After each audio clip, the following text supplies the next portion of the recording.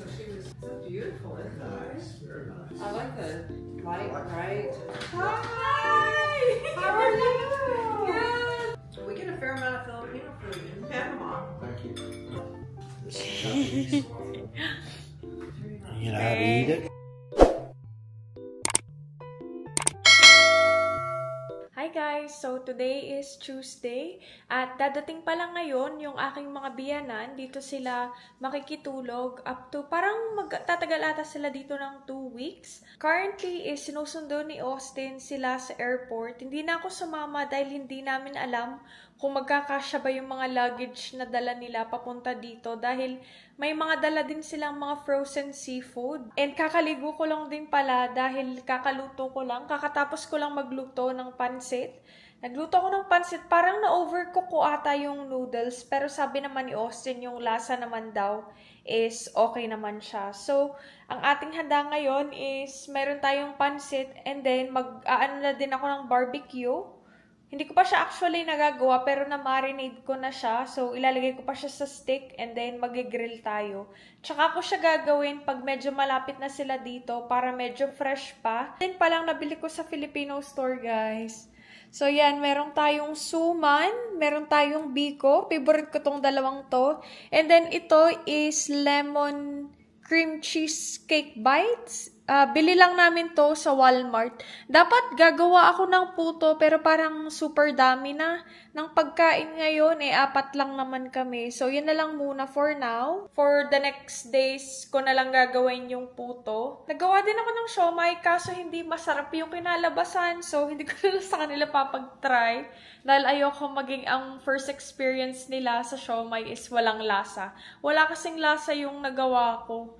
Hindi ko alam, para namang parehas lang ng mga pinaglalagay ko. Tansya-tansya lang. So, yun. Wala siyang lasa. So, hindi ko na lang sa kanila papatry.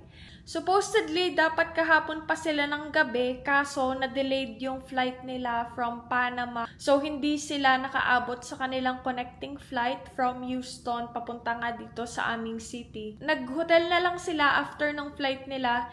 And then, ayun nga, from Houston, lilipad sila papunta dito. Parang siguro 1 hour or 1 hour and a half lang naman siya. Hopefully, makapag-video ako kasama sila para mapakita ko din sa inyo. At nagpapaturo din kasi yung aking biyanan na mag-YouTube. Dahil merong silang farm sa Panama. So, gusto nilang i-video yung kanilang dragon fruit farm. So, sabi ko sa kanila, ako ang gagawa ng YouTube channel nila at madali lang naman yun. Ayan, dahil wala kaming dining table, bumili lang kami. Parang ito nabili namin sa Walmart. And then, itong mga chairs is from Costco. So, parang $20 each lang itong mga chairs. So, padded na siya. Tapos, ito pa lang ating pansit. Papakita ko sa inyo mamaya dahil naka-ano siya ngayon. Nakasarado. But yan, okay din naman siya. Medyo tight nga lang dito dahil meron tayong dog beds. Kaso wala na din kasi kami paglalagyan ng dog bed. So, sabi ko kay Austin, pabayaan na lang namin siya doon. Siguro i-adjust na lang namin. So, yan. Ang ating setup. Ito na pala ang ating pansit. So, naglinis na din pala ako kahapon. Pero ngayon is, nag-map uli ako. Just to make sure na malinis siya. And nalinis ko na din pala ang ating guest room. Pakita ko sa inyo. Inalis ko na yung madaming decor na mga pumpkins. Dahil aalisin din naman nila. So, yan. Ito ang ating guest bedroom. And, ayan, na-install na din pala ni Austin ang ating curtains. Parang may mali daw doon sa na-order namin sa Amazon na, ano bang tawag doon? Curtain rod. So, yan. Ginawa na lang ng paraan ni Austin. Hindi tuloy niya nalagay yung sheer dito sa, meron sana tong sheer na kasama. But, ayun nga, dahil mali yung mga parts na nandoon sa package, ayan na lang ang nagawa ni Austin. Okay din naman, at least medyo blackout siya. Ready na din pala ang guest bathroom. Well, lagi naman tong okay na din. setup na talaga to. Yan, naglagay lang tayo ng towels para sa kanilang dalawa. Nilinis ko na din to. Tapos, naglagay na lang din ako doon ng shampoo and conditioner dahil wala nga ding nagamit nitong banyo na to. So, yun, bumili na lang kami. So, yun, magagawa lang ako ng barbecue. Tutuhugin ko na siguro siya sa stick para ibabangin na lang natin mamaya. Yan, pinapatuyo pa ang mga dishes para ma-take away na mamaya bago sila dumating.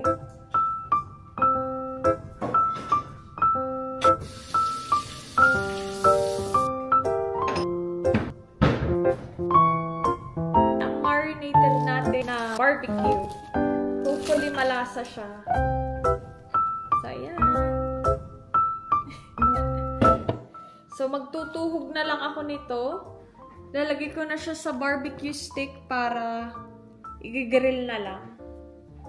Nakuha na din pala namin, guys, yung isusuot ni Austin sa kasal. Halos parehas lang yung color ng dress ko sa isusuot nila. Hindi kasi namin alam yung color niya nung sinukatan si Austin. Basta na lang siya sinukatan. And then, ayun, ngayon lang namin siya nakita kung ano ba siyang color. At kaparehas pala siya, guys. Halos kaparehas nung isusuot kong color, which is parang navy blue siya. So, matchy-matchy pa din kami ni Austin. Magagawa din sana ako ng lumpia. Gusto ko sana is ground pork. Kaso wala silang tinda. Nagpunta kami ng H-E-B, Costco, at saka Walmart. Wala sila sa tatlong yun. So, hindi na tuloy ako nakapaggawa ng lumpia. Sana yung ipapalit ko sa siomai. Ayoko naman ng beef kasi yung beef din yung ginamit ko sa paggawa ng siomai. And usually, hinahaluan ko siya ng pork. Kaya siguro iba din yung lasa ngayon. Parang dry siya na walang lasa. Or yung timpla ko lang talaga ang may kasalanan. Okay din pala itong nabili kong part ng, ng pork. Dahil meron siyang taba-taba. Is that Austin? Tumatawag si Austin. What? What? Everything good? We're gonna go get ice cream. Huh? We're gonna go get ice cream before we get. Babe, should I just make like 6 barbecue?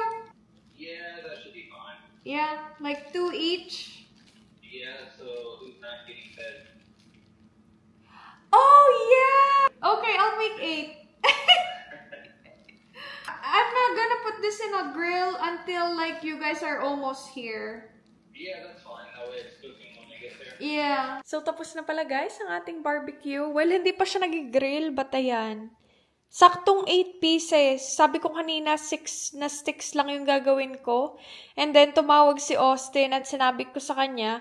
And then, sabi niya, so, sinong hindi kakain if 2 each? Tapos, na-realize ko, 4 nga pala kami. So, ayan, nagdagdag tayo. And super sakto lang siya. Tsaka ko siya i-grill pag medyo malapit na sila dito para fresh pa siya. Tapos iniisip ko pa kung magagawa ako ng suka na medyo matamis. Tapos lalagyan ko ng cucumber at saka onions.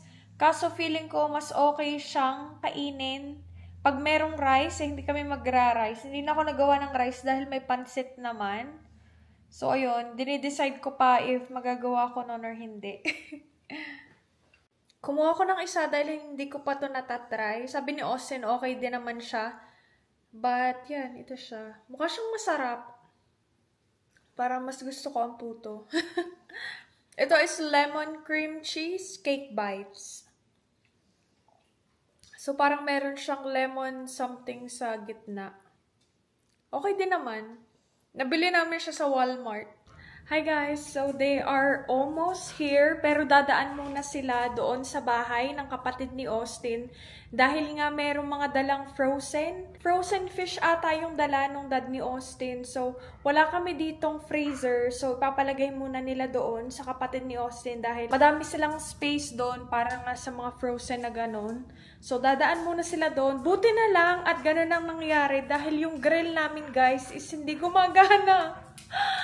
Para kasing pasira-sira na to, hindi na masyado umiinit. Para namang nagawa ko siya pero hindi tumataas yung temperature niya to 300. Parang hanggang 250 lang siya. Kahit iset ko ng 400 yung degree. Nasa isang side pa lang ako at kailangan ko pa ng isang side for about 10 to 15 minutes din. So, sana hindi sila super gutom para, para hindi na nila kailangang mag-wait ng matagal din. So, yun lang. Bibigyan ko kayo ng update, guys. At try kong set up din itong camera dito malapit sa aming front door. Para pagdating nila is makikita nyo sila.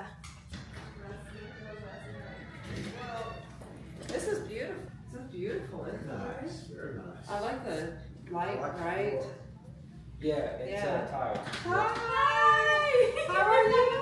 Good, good. You're doing good? Yeah, yeah. I smell like Hello. grilled pork. Oh, look at you today. You remember me, don't you? Hey. You remember me. Long flight? Yes. Yeah. You go. Oh, yeah. Dad just had like the surgery for heart. Oh, Yeah, so he's still recovering on that one. Yeah, that's gonna they take doing some time. good? Yeah, he's doing good now. That is, just like, you know, super sticky. Just rip one off from, yeah, there we go. Well, thank you. Okay. I did the same thing to Yeah. Austin. It's super sticky. So much for him, huh? I like that. So this one kind of tastes similar to it, it's just a lot more sweet. This is just like a nice sweet. With the rice and the milk. Well, hopefully it gets fully recovered. Yeah.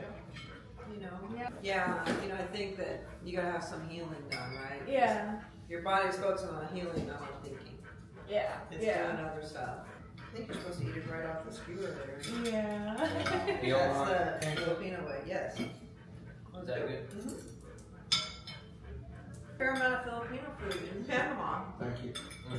One of our friends, he's married, a long time married to a Filipino woman. Cook. They cook really good. Oh. Potlucks. They like their pork fat. Oh yeah. We do, yeah. Yeah, they about stab each other over that. I just get away. I'm like, I'll take what's left. On Christmas, I asked me to carve that This bunch barbecue's of great. pork that they cook. Wanted to carve it, and I'm trying to carve it and leave the Not give them the fat. layer of fat. Leave them the fat. One of the women finally said, "Would you mind moving? You're in my way." And she's She's cut getting herself that out of fat. fat. I'm just trying to think of all the stuff we use pork in. Almost everything. It's excellent. I think I like this one. Oh, you're just Really? saying. You have trouble finding the pasta? We don't No. at all. No. There's plenty. It's everywhere, It's yeah. everywhere. Good. Well, almost every Asian store around here. If you go to an Asian store, it's gonna be there. That's pretty. That's cool. pretty much the same in Panama. There's a couple of grocery stores that are owned by Chinese people. So they usually have noodles, and then there's a few just Chinese grocery stores. Oh. Time out. You mean that you did not prepare this for us? Nope. It's store bought. We're leaving. I don't know how to make that one. I tried, but it's like, it's not doing it. Yeah.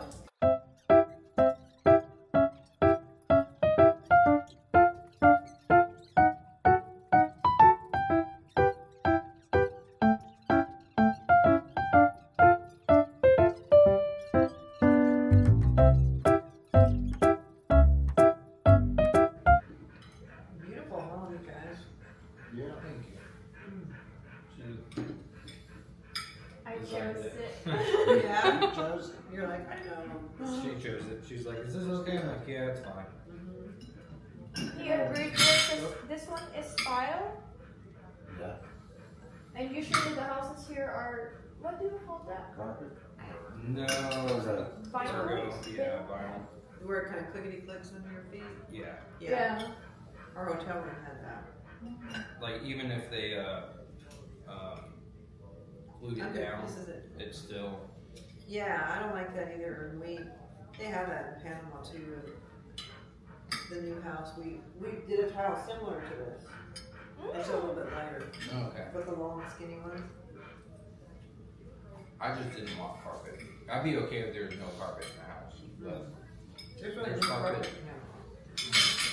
It's so wet. yeah. There's just no. Have you seen Yeah. rugs? There's rugs. So I like it with, I don't like carpet. Like, we've gotten used to it being in the rooms and everything, but Yeah, just in there. I'll be okay without it. So much easier to clean. It is.